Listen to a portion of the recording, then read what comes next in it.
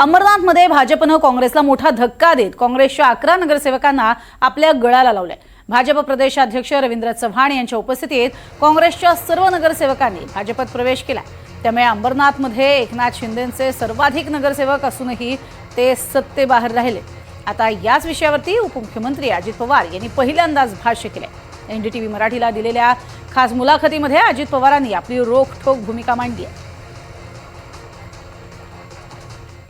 की त्या कुठल्या तरी एका भागात ठाणे जिल्ह्यात एका महानगरपालिकेत सांगतो ना मी, अंबरनाथ मध्ये झालंय काँग्रेस आणि भाजपची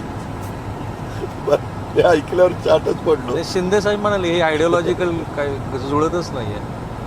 पण तुम्हाला नाही वाटत हे सगळा मचळा झालाय राजकारणात? 100% मचळा झालाय।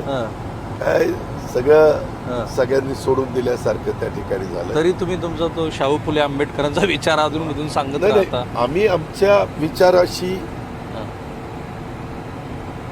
बांधील आहोत। आम्ही ज्यावेळेस बरोबर गेलो तेव्हाही सांगितलं, ते म्हणले ठीक आहे ना।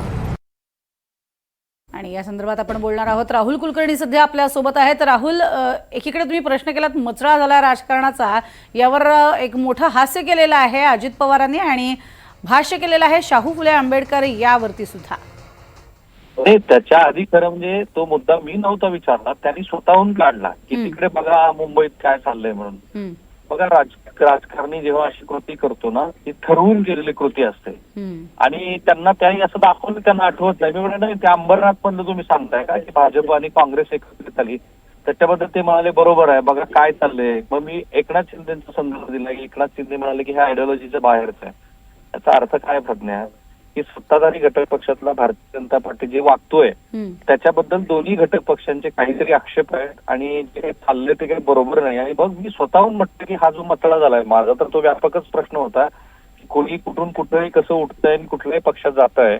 आणि मग त्याला संदर्भ होता तो आत्ताच्या ह्या सगळ्या घटनाक्रमाचा। त्याच्यावर ते म्हणाले की सगळ्या राजकारणाचा मथळा झाला आहे। आणि मी पुढे तोच धागा पकडला की मग तुम्ही ते शाहू फुले आंबेडकरांना आठवा, आता सावरकरांवरून भारतीय जनता पार्टीने त्यांना प्रश्न विचारले। काय झालंय की पुढे ते मी आणखी त्यांना हेही विचारलं की मग महाराष्ट्रातल्या जनतेला ते आवडतंय का जे काही सध्या सुरू आहे ते। त्याच्याबद्दल मात्र ते काही क्षणासाठी स्तब्ध झाले। सगळ्यांना माहितीये की जे चाललंय ते बहुतेकांना आवडत नाहीये।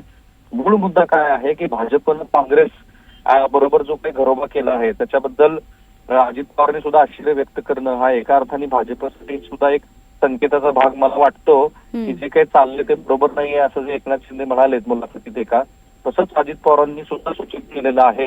आणि एक प्रकारे भाजपला हा टोलाच आहे। त्यांचं हास्य बघितल्यानंतर आपल्या लक्षात येतं की त्यांना काहीतरी वेगळं सुचवायचं होतं ह्या सगळ्यात। नक्कीच राहुल, तुर्तास धन्यवाद या संपूर्ण माहितीसाठी।